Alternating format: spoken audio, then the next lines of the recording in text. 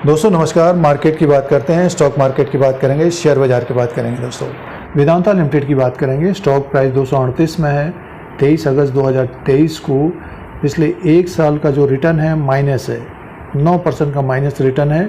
तो आगे की बात करेंगे, आगे शेयर प्राइस कैसा रह सकता है, इस पॉइंट के ऊपर बात करते हैं। दोस्तों वेदांता लिमिटेड एक मल्टीनेशनल माइनिंग कंपनी है और स्टॉक ने माइनस रिटर्न दिया है 9% का पिछले एक साल में, लेकिन कंपनी ने अच्छा डिविडेंड बांटा है। दोस्तों जिन निवेशकों के पास वेदांता होगा उनको पिछले 1-1.5 साल के अंदर काफ़ी अच्छा डिविडेंड का अमाउंट मिला होगा, लेकिन शेयर प्राइस नहीं बढ़ा है।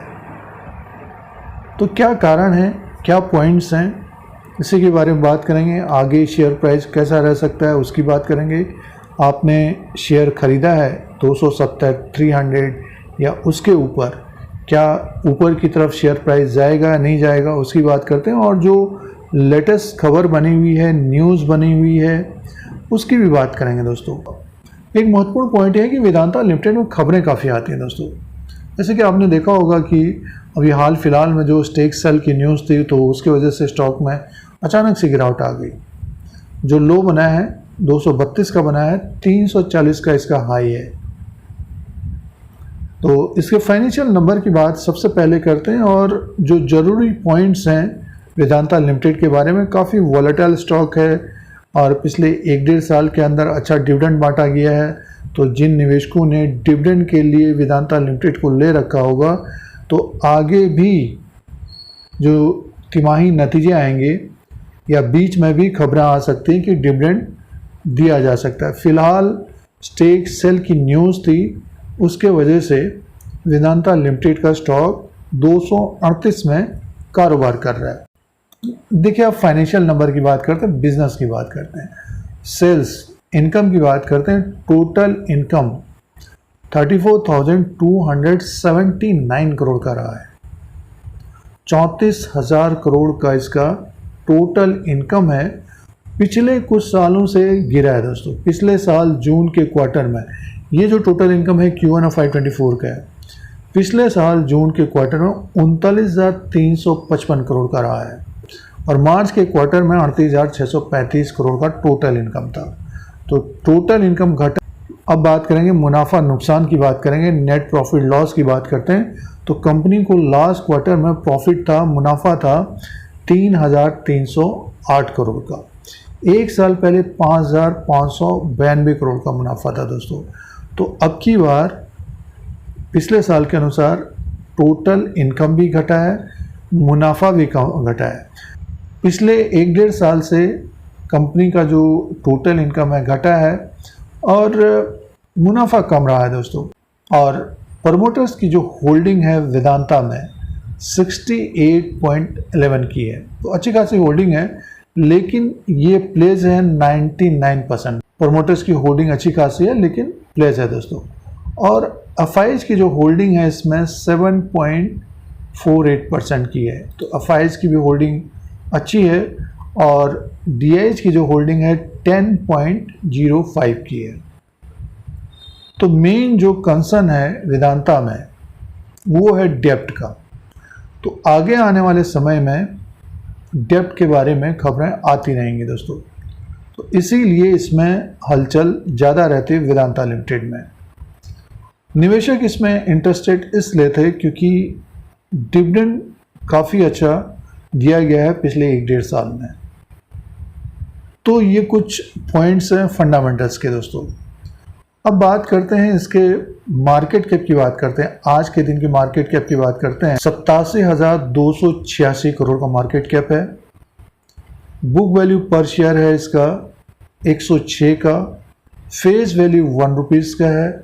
अर्निंग पर शेयर है EPS 23 का और इसका जो डेब्ट टू इक्विटी है 1.68 का है और डिविडेंड यील्ड 29 का है। दोस्तों 29% का अंडर वैल्यू स्टॉक है, लेकिन डेप्ट होने के कारण स्टॉक में एक तरह से काफ़ी हलचल रहती है। दोस्तों तो देखना पड़ेगा कि आगे कंपनी अपना डेप्ट कितना कम करती है और कैसे कम करती है।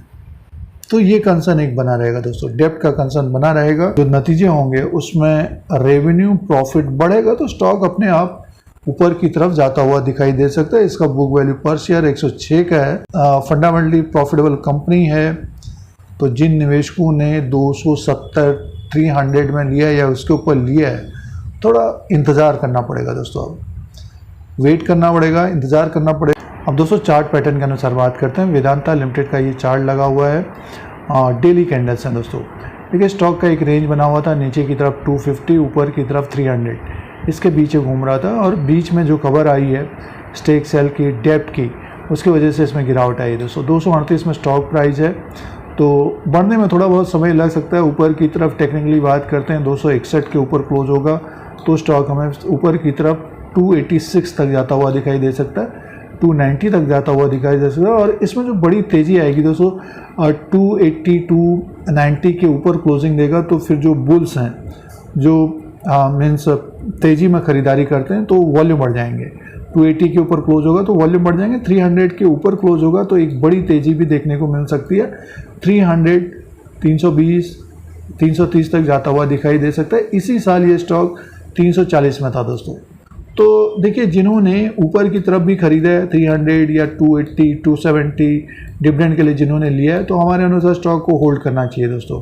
देखिए काफ़ी अच्छा डिविडेंड बांटा है कंपनी ने। अभी डेब्ट का जो इशू है वो ख़त्म होता हुआ नज़र आएगा और अच्छी खबर आएगी तो स्टॉक में एक बड़ी तेज़ी भी आ सकती है दोस्तों, एक बड़ी तेज़ी भी आ सकती है। टेक्निकली 260 और ऊपर की तरफ 286 285 के ऊपर क्लोज होगा तो स्टॉक में एक अच्छी तेज़ी रह सकती है। और जो एक तरह से देखिए बाई करना चाहते हैं, वेदांता में इन्वेस्ट करना चाहते हैं, तो अपने रिस्क के अनुसार अभी इस वक्त देखना चाहिए। स्टॉक नीचे की तरफ है और 230 के नीचे ये रहेगा तो एक तरह से ओवरसोल्ड की भी स्थिति बनी रहेगी, तो बाइंग आएगी।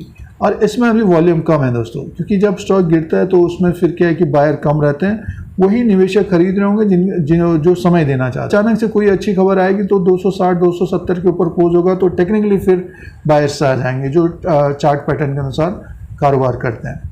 तो वेदांता को हमारे अनुसार होल्ड करना चाहिए जिनके पोर्टफोलियो में है।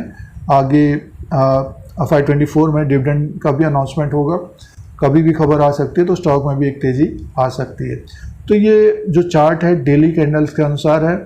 तो ये वेदांता लिमिटेड का लेटेस्ट अपडेट है।